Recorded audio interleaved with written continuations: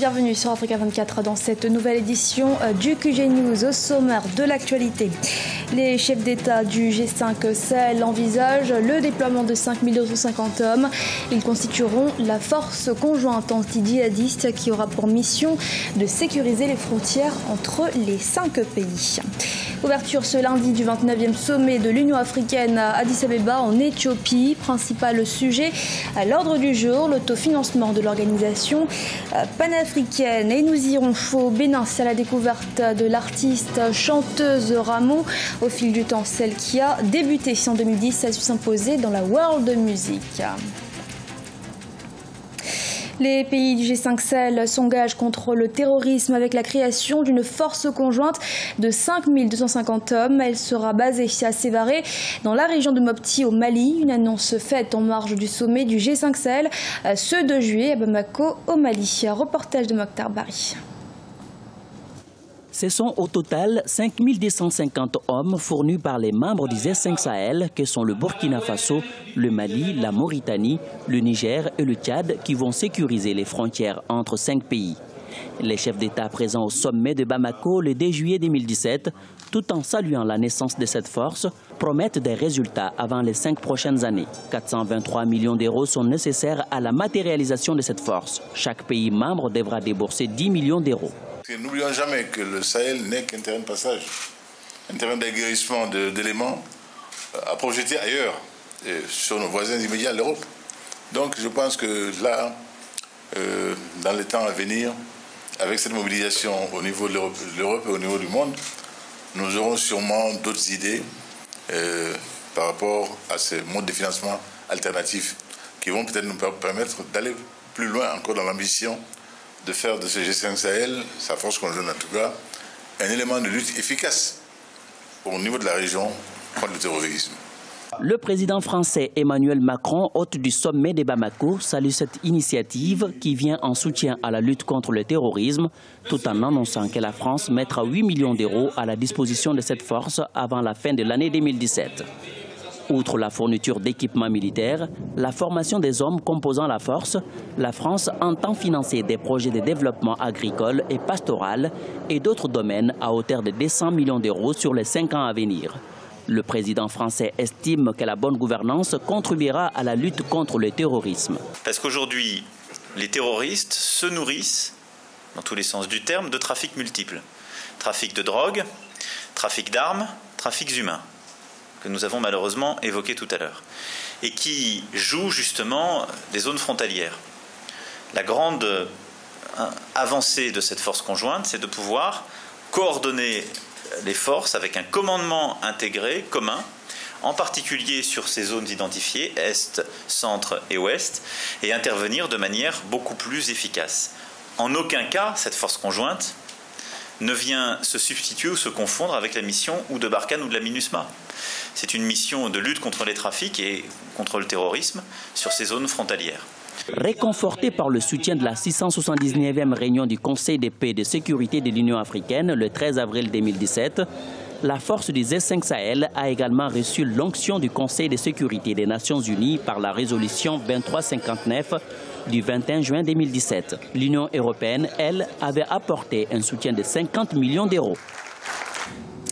Le 29e sommet de l'Union africaine a débuté ce lundi au siège de l'organisation panafricaine à Addis Abeba en Éthiopie. Cette rencontre qui prendra fin ce mardi 4 juillet est l'une des plus importantes de l'histoire de l'institution et pour cause les multiples crises politiques qui agitent le continent, mais aussi et surtout la volonté des responsables de conférer désormais une autonomie financière à l'Union africaine. Interrogé sur la question, le docteur en économie et en intelligence économique, Hamidine Khan, nous donne son analyse. On l'écoute à ce propos.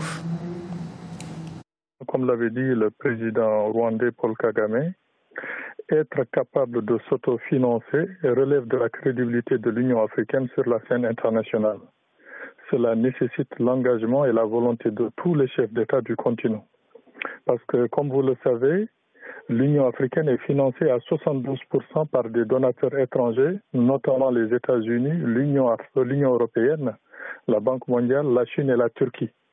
Et ça, ce n'est pas acceptable pour une organisation continentale de ce genre. Donc, à mon avis, comme ça a été stipulé, il faudrait appliquer une taxe de 0,2% sur toutes les importations éligibles en Afrique pour financer l'organisation, à partir d'ailleurs de cette année, c'est ce qui a été dit. Donc, il en va de la crédibilité de l'Union africaine, des Africains, et puis de sa renommée au point de vue international. En République démocratique du Congo, le gouvernement s'est engagé à récupérer les terres non mises en valeur, terres qu'il compte d'une part redistribuer aux autochtones pour une exploitation agricole notamment, et d'autre part se procurer les espaces pour les grands projets de développement. Les précisions de Jacques Mboka.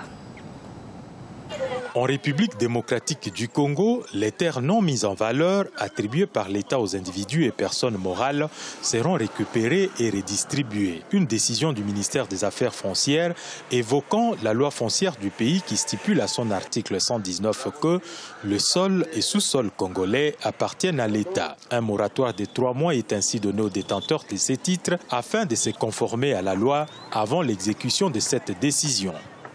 Nous allons effectivement mettre en application ces dispositions légales.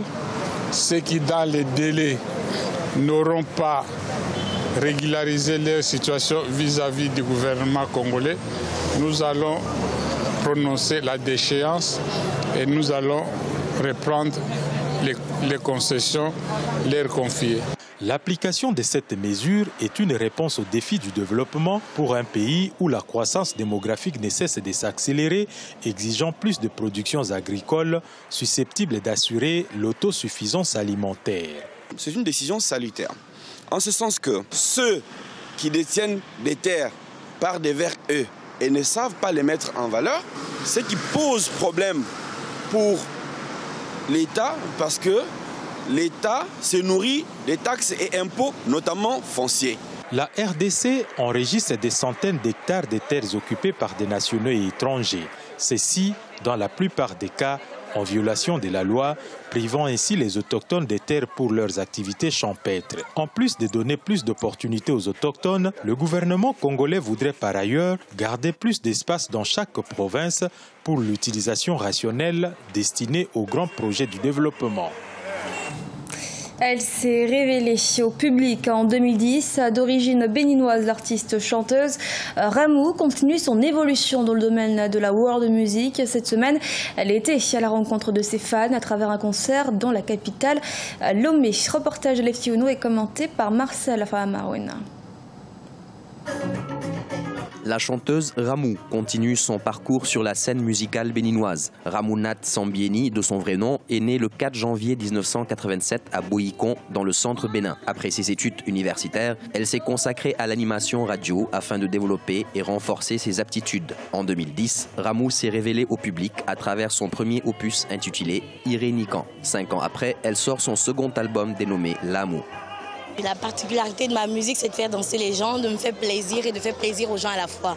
Alors c'est un mélange, un métissage de sonorités occidentales et africaines. Voilà.